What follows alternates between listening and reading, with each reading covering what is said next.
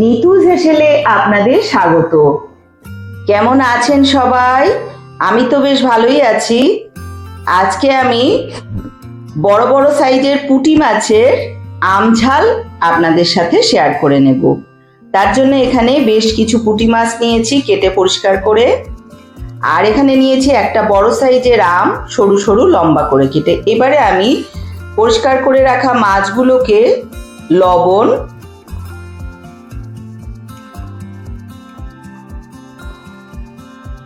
হলুদ গুঁড়ো দিয়ে ভালোভাবে মাখিয়ে নেব।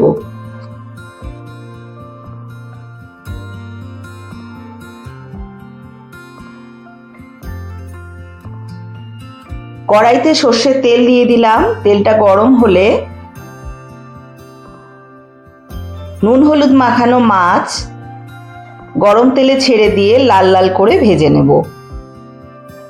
এক পিঠ ভাজা হবে।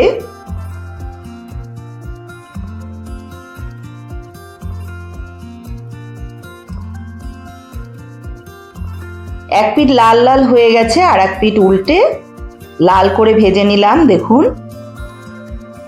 একটা বাটিতে তুলে নিচ্ছি।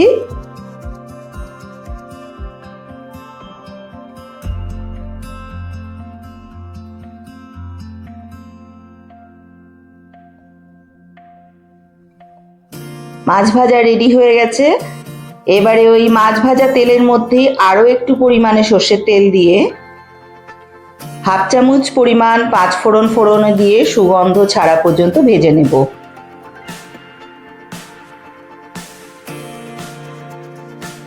এবারে আগে থেকে কেটে রাখা আমগুলোকে এই ফোড়নের মধ্যে ছেড়ে দিলাম।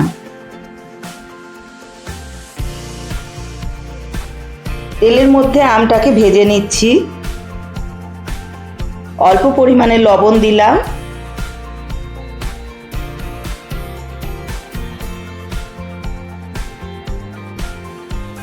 আর দিয়ে দিলাম 1 চিমটি পরিমাণে হলুদ গুঁড়ো।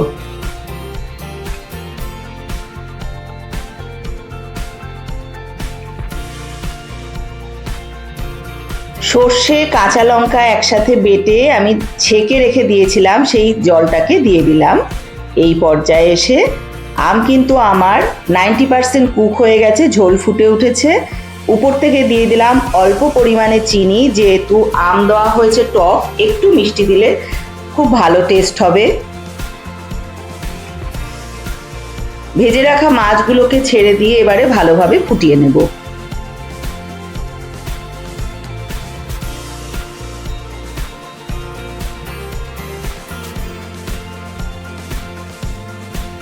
একটা ঢাকনা চাপা দিয়ে 1 থেকে 1.5 মিনিট মাছগুলোকে আমি ফুটিয়ে নিলাম। আম মাছ সবকিছুই সুন্দরভাবে কুক হয়ে গেছে। উপর থেকে একটু সর্ষের তেল ছড়িয়ে দিলাম। আমার কিন্তু আম ঝাল পুঁটি মাছের একদম রেডি হয়ে গেছে।